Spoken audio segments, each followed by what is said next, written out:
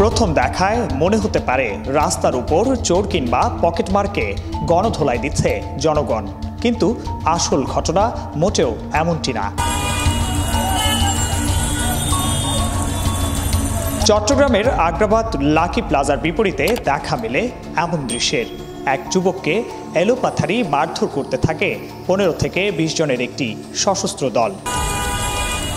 হামলার শিকার রানা নামের সেই যুবক অভিযোগ করেন, স্থানীয় দুজন যুবলীগ ও ছাত্রলীগ নেতার নির্দেশেই তার উপর এমন হামলা করে কিশোর গ্যাংয়ের সদস্যরা। ৭০,০০০ টাকা চাঁদা দাবি করছিল। আমি 10 দিন যাবৎ ঘরের থেকে বের হই না, ঠিক আছে। আবার পোলার কাছে 4 দিন আগে হুমকি দিছে, আবার পাইলে জব করে নেব, ঠিক আছে। 4 দিন আগে তা আজকে বাইরেছি, পেটে তো ভাই খিদা আছে, ঠিক আছে। খিদার টানে বাইরেছি আর কি। বাইরে পরে তারা সামলাটের সামনে আবার শুরু করছে। চট্টগ্রাম মেডিকেল কলেজ হাসপাতালে সে সময় চিকিৎসার জন্য নিয়ে এলে তিনি দাবি করেন, চাঁদা দাবি করে না পেয়েই ঘটানো হয় এমন ঘটনা। তো চাঁদা দিয়ে আমি ব্যবসা করবো না, এবং রোডে আমি পলিথিন, চাপাতি, চিনি, দুধ এগুলো সাপ্লাই দিই আমার বাচ্চারা লইয়া। হ্যাঁ, আগ্রাবাদে। তা কিছু টাকা বাকি পড়ছে, তার জন্য আজকে আমি রোডে গেছি, ঠিক আছে। তারা অতর্কিত শাকির রোডের ওই সাইডে ছিল, মাসুদ, রাকিব, মোর্শেদ, অর্ক, দুলাল, ভুলু, সেলিম, তারা 30-30 লইয়া, ঠিক আছে, আমার কেরাওতা মারছে। ওই পাশে দাঁড়াই বলছে আস্তা স্যার বলতেছে, পরে বাসায় আসতে মারিয়া লাগবারে এটা বলছে শাকিব। সে সময় রানার সাথে থাকা এই যুবক জানালেন ঘটনার সেদিনকার বিবরণ। কোনো মতে আমার জীবনের জান নিয়ে কি আমি কোনো মতে পালাইছি। আমি তাকে সেভ করতে গেছিলাম, কিন্তু আমি তাতে পারি না। আমি তাতে ব্যর্থ হয়ে আমি কোনো মতে আমার নিজের জীবনটাকে নিয়ে আমি কি পালাইছি। ওখানে মধ্যে শাকিল ভাই শুধু ওই কথাটাই বলছে যে সবাইকে ওদেরকে মার।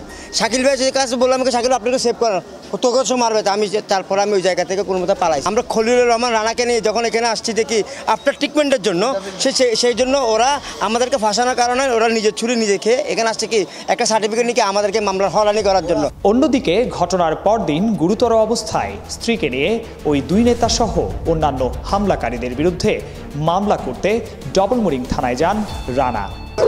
বলতে চাই, ঠিক আছে, একটা ন্যায্য বিচার পেলে আপনার যারা আমাকে মারলো, যার হুকুমে কেউ যদি আসামি না হয় তাহলে আর কি বিচার পাবো। কিন্তু তাদের দাবি মূল নির্দেশদাতাদের বাদ দিয়েই মামলা করতে বলছে পুলিশ, যে কারণে নির্দেশদাতাদের বাদ দিয়েই এজাহার দিয়েছেন তার স্ত্রী। তাদেরকে আসামি থেকে বাদ দিয়ে বাকিগুলোর আসামি করার জন্য বলতেছে থানার থেকে। থানার কি সব থেকে তো আমি জানি না, ওসি স্যারে বলছে তাদের দুজন বাদ দিতে বলছে। রানা ও তার স্বজনদের প্রশ্ন, কেন বাদ দেয়া হলো তাদের নাম? আসামিদের তালিকা দিতেছিল, তখন যে মেন দুইজন আর কি, আমি তো সঠিক জানি না, তাদের নামও জানি না, তাদেরকে চিনিও না আমি।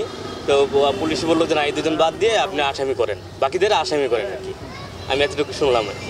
এমন প্রশ্নের উত্তর জানতে ডবলমুরিং থানার ভারপ্রাপ্ত কর্মকর্তার সাথে যোগাযোগ করলে তিনি নিশ্চিতভাবে কিছু বলতে পারেননি, তবে জানিয়েছেন মামলা হয়েছে। হ্যাঁ, মামলা হয়েছে একটা। আচ্ছা, কতজনকে আসামি করা হয়েছে আপনার? এদের নামে 15 জন, অজ্ঞাতনামা আরো কিছু আছে। নাকি ওনারা থানায় গেছে, ওনারা বলতেছে ওনাদের দুজনকে বাদ দিয়ে নাকি মামলা করা হয়েছে, এই জন্য জানতে চাচ্ছি আপনার কাছে। না, নাম তো মুখস্থ নাই।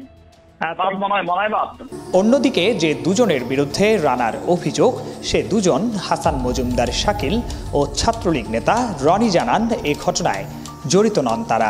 আর এখানে নির্দেশের তো কিছু নাই, আর ওরা নিজেদের অন্তকন্দলের কারণে এখানে নিজেদের মধ্যে ভাগ বাটোয়ারা নিয়ে এসএম পারভেজের অনুসারীদের মধ্যে কি হয়েছে আসলে এটা আমি জানি না, ঠিক আছে।